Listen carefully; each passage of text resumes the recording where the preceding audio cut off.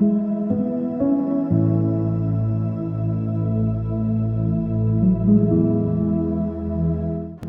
ಕ್ರಿಸ್ತನಲ್ಲಿ ಪ್ರೀತಿಯುಳ್ಳ ದೇವಜನರೇ, ನಿಮ್ಮೆಲ್ಲರನ್ನ ಈ ಪರಿಶುದ್ಧ ಬೆಳಗಿನ ಜಾವದಲ್ಲಿ ತುಂಬು ಹೃದಯದಿಂದ ವಂದಿಸುವನಾಗಿದ್ದೇನೆ. ಕರ್ತನ ಈ ಕೃಪೆ ದಿವಸವನ್ನ ನಾವು ಬಲವಾಗಿ ಆತನ ಮಹಿಮೆಗಾಗಿ ಕಳೆಯುವುದಕ್ಕಾಗಿ ನಾವು ತಿರುಗಿ ಆತ್ಮಿಕ ಕುರುಡುತನಕ್ಕೆ ಕಾರಣಗಳೇನೆಂಬುದನ್ನು ತಿಳಿದುಕೊಳ್ಳುವುದಕ್ಕೆ ಮನಸ್ಸು ಮಾಡೋಣ. ಪ್ರೇರೆ, ಎಷ್ಟೋ ದೇವ್ರ ಮಕ್ಕಳು ಅವರ ಜೀವಿತದಲ್ಲಿ ದೇವರ ವಾಕ್ಯವನ್ನ ಓದ್ತಾರೆ, ದೇವರ ವಾಕ್ಯದ ವಿಷಯಗಳಲ್ಲಿ ಲಕ್ಷ್ಯ ಕೊಡ್ತಾರೆ. ಆದರೆ ದೇವರ ವಾಕ್ಯ ಅವ್ರ ಜೊತೆಗೆ ಮಾತನಾಡುವಾಗ ಅದರ ವಿಷಯದಲ್ಲಿ ಮಾನಸಾಂತರ ಇಲ್ಲದೆ ಇರುವುದನ್ನು ನಾವು ನೋಡಿಕೊಳ್ತೇವೆ. ಯಾರ ಹೃದಯದಲ್ಲಿ ದೇವರ ವಾಕ್ಯ ಮಾತನಾಡಿದಾಗಲೂ ಅವರಲ್ಲಿ ಮಾನಸಾಂತರ ಇರುವುದಿಲ್ಲವೋ ಅವರು ಕುರುಡುತನಕ್ಕೆ ಬಲಿಯಾಗ್ತಾರೆ ಎಂಬುದಾಗಿ ದೇವರ ವಾಕ್ಯ ನೇರವಾಗಿ ಹೇಳುವುದನ್ನು ನಾವು ನೋಡಿಕೊಳ್ತೇವೆ.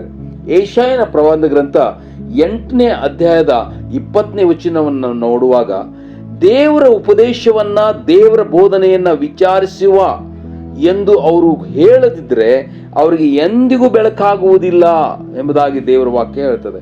ಅವ್ರಿಗೆ ಬೆಳಕು ಸಿಕ್ಕುವುದಿಲ್ಲ ಪ್ರೇರೆ, ಅವ್ರು ಕತ್ತಲೆಯಲ್ಲಿರ್ತಾರೆ, ಅವರು ಕುರುಡುತನದಲ್ಲಿರ್ತಾರೆ. ದೇವರ ವಾಕ್ಯ ಅವರ ಜೀವಿತದಲ್ಲಿ ವಿಚಾರಣೆ ಆಗ್ಬೇಕು. ಅದನ್ನ ನೋಡ್ರಿ, ಒಂದು ವೇಳೆ ನಾವು ಅಪೊಸ್ತಲ ಕೃತ್ಯ 17ನೇ ಅಧ್ಯಾಯದಲ್ಲಿ ಈ ಬೇರೋಯ ಸಭೆಯನ್ನ ನಾವು ನೋಡಿಕೊಳ್ತೇವೆ. ಬೇರೋಯ ಸಭೆ, ಅವರಿಗೆ ದೇವರ ವಾಕ್ಯ ಅದು ಪ್ರಸಂಗಿಸಲ್ಪಟ್ಟ ನಂತರ ಅದನ್ನ ಅವರು ತರ್ಕ ಮಾಡಿ ಇದು ಸರಿಯೋ ತಪ್ಪೋ ಎಂಬುದಾಗಿ ತಿಳಿದುಕೊಂಡವರಾಗಿ, ಸತ್ಯವಾಗಿದ್ರೆ ಅವರು ಬಹಳಷ್ಟು ಅದನ್ನ ಲಕ್ಷ್ಯ ಕೊಟ್ಟು ನಡೆಯುವಂತ ಜನರಾಗಿದ್ರು ಎಂಬುದಾಗಿ ನಾವು ಅಪೊಸ್ತಲ ಕೃತ್ಯ 17ನೇ ಅಧ್ಯಾಯದ 11ನೇ ವಚನದಲ್ಲಿ ನಾವು ನೋಡ್ಕೊಳ್ತೇವೆ. ಅವರು ಬಹಳಷ್ಟು ಸಿದ್ಧ ಮನಸ್ಸಿನಿಂದ ದೇವರ ವಾಕ್ಯವನ್ನು ಅಂಗೀಕರಿಸಿ ಬಹಳಷ್ಟು ಸದ್ಗುಣವುಳ್ಳವರಾಗಿದ್ರು ಎಂಬುದಾಗಿ ಅಲ್ಲಿ ದೇವರ ವಾಕ್ಯ ನಮಗೆ ಪ್ರೂವ್ ಮಾಡುವುದನ್ನು ನಾವು ನೋಡಿಕೊಳ್ತೇವೆ. ಅದಕ್ಕಾಗಿ ನಮಗೆ ದೇವರ ವಾಕ್ಯ ಯಾವಾಗಲೂ ಮಾತನಾಡ್ತಾ ಇರ್ತದೆ ಪ್ರೇರೆ, ಆದರೆ ಅದಕ್ಕೆ ನಮ್ಮಲ್ಲಿ ಮಾನಸಾಂತರ ಬರಬೇಕು. ದೇವರ ವಾಕ್ಯ ಮಾತನಾಡುವಾಗ ನಮ್ಮ ಹೃದಯ ಒಡೆದು ನಿಲ್ಬೇಕು ಪ್ರೇರೆ. ಎಷ್ಟೋ ಸಂದರ್ಭ ಅದನ್ನ ನಾವು ಮಾಡುವುದಿಲ್ಲ. ಶಾಸ್ತ್ರಿ ಪರಿಸಾಯರನ್ನ ನೀವು ನೋಡಿದ್ರೆ ಅವರು ವಾಕ್ಯಗಳನ್ನ ಬೋಧಿಸ್ತಾ ಇದ್ರು, ವಾಕ್ಯಗಳನ್ನ ಅವರು ಕೇಳ್ತಾ ಇದ್ರು, ವಾಕ್ಯಗಳನ್ನ ಅನೇಕ ಜನರಿಗೆ ಭಾರ ಹೊರಿಸಿದಂತೆ ಇರ್ತಿದ್ರು.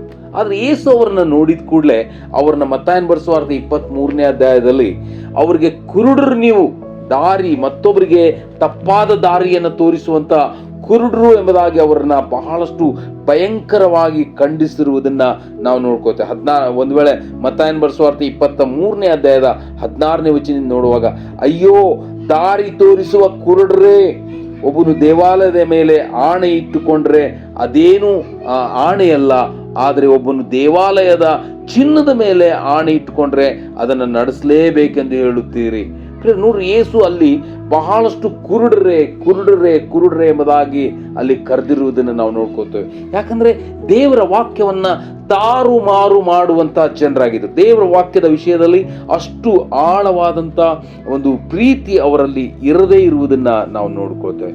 ಎಷ್ಟೋ ದೇವರ ಮಕ್ಕಳು ಈ ದಿವಸಗಳಲ್ಲಿ ನಾವು ನೋಡುವಾಗ ದೇವರ ವಾಕ್ಯವನ್ನ ಕೇವಲ ಬೋಧಿಸುವವರು, ಅವುಗಳನ್ನ ಕೆಲವರು ಅವುಗಳನ್ನು ಧ್ಯಾನಿಸುವವರು ಆಗಿರ್ತಾರೆ, ಆದರೆ ಅದರ ಸತ್ಯದಲ್ಲಿ ನಡೆಯುವುದಿಲ್ಲ ಎಂಬುದಾಗಿ ಅದೇ ರೋಮಾಪುರದವರು ಬರೆದ ಪತ್ರಿಕೆ 2ನೇ ಅಧ್ಯಾಯದ 17ನೇ ವಚನದಿಂದ ನಮಗೆ ಪೂರ್ಣವಾಗಿ 23 ವಚನಗಳವರೆಗೆ 24 ವಚನಗಳವರೆಗೆ ಹೇಳುವುದನ್ನು ನಾವು ನೋಡ್ಕೊಳ್ತೇವೆ.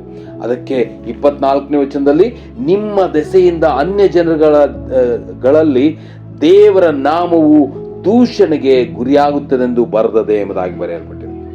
ಯಾಕಂದ್ರೆ ಇವರು ಕೇವಲ ವಾಕ್ಯವನ್ನು ಬೋಧಿಸುವವರಾಗಿದ್ರು, ಅವುಗಳಂತೆ ಕೈಕೊಂಡು ನಡೆಯಲಿಲ್ಲ, ತಪ್ಪು ಮಾಡುವವರೇ ಆಗಿದ್ರು, ಮೋಸ ಮಾಡುವಂತವರೇ ಆಗಿದ್ರು ಪ್ರೇರೆ. ಅದಕ್ಕಾಗಿ ಕರ್ತನು ನೇರವಾಗಿ ಅವರಿಗೆ ಕುರುಡರು ನೀವು ಯೋಹಾನ್ ಬರೆಸುವಾರ್ತೆ 9ನೇ ಅಧ್ಯಾಯದಲ್ಲಿ ಅವರಿಗೆ 40ನೇ ವಚನದಲ್ಲಿ ನೇರ 41ನೇ ವಚನದಲ್ಲಿ ಯೇಸು ಹೇಳಿರುವುದನ್ನು ನಾವು ನೋಡ್ಕೋತೇವೆ. ಯೇಸು ಅವರಿಗೆ, ನೀವು ಕುರುಡರಾಗಿದ್ರೆ ನಿಮಗೆ ಪಾಪು ಇರುತ್ತಿರಲಿಲ್ಲ, ಆದರೆ ನಮಗೆ ಕಣ್ಣು ಕಾಣುತ್ತದೆ ಅನ್ನುತ್ತಿದ್ದ ಆದ್ದರಿಂದ ನಿಮ್ಮ ಪಾಪವು ನಿಮ್ಮಲ್ಲಿ ಉಳಿದಿದೆ, ನೀವು ಕುರುಡರಾಗಿದ್ದೀರಿ ಎಂಬುದಾಗಿ ಯೇಸು ನೇರವಾಗಿ ಅಲ್ಲಿ ಹೇಳಿರುವುದನ್ನು ನಾವು ನೋಡ್ಕೋತೇವೆ ಪ್ರಿಯರೇ.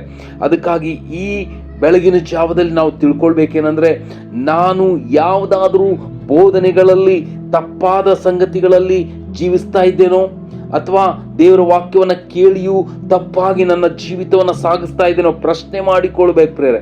ಇಲ್ಲವಾಗಿದ್ರೆ ನಾವು ಕುರುಡರಾಗಿ ನಾವು ದೇವರ ಮಾರ್ಗವನ್ನು ಅಲಕ್ಷ್ಯ ಮಾಡ್ತೇವೆ, ಅನೇಕ ಜನರಿಗೆ ಕುರುಡುತನಕ್ಕೆ ನಡೆಸುವಂತಹ ಜನರಾಗಿರ್ತೇವೆ ಎಂಬುದನ್ನು ನಾವು ತಿಳಿದುಕೊಂಡವರಾಗಿ ಈ ದಿವಸ ದೇವರ ವಾಕ್ಯ ನಮ್ಮ ಹೃದಯದಲ್ಲಿ ಮೂಡಲ್ಪಟ್ಟ ಕೂಡಲೇ ಆ ಮಾನಸಾಂತರಕ್ಕೆ ನಮ್ಮನ್ನು ಒಪ್ಪಿಸಿಕೊಟ್ಟವರಾಗಿ ಕರ್ತನ ಸನ್ನಿಧಾನದಲ್ಲಿ ನಿಲ್ಲುವುದಕ್ಕೆ ನಮ್ಮನ್ನು ಒಪ್ಪಿಸಿಕೊಂಡು ಆ ರೀತಿಯಲ್ಲಿ ಆಗುವಂತೆ ಕರ್ತನ ನಿಮ್ಮನ್ನು ಆಶೀರ್ವದಿಸಲಿ.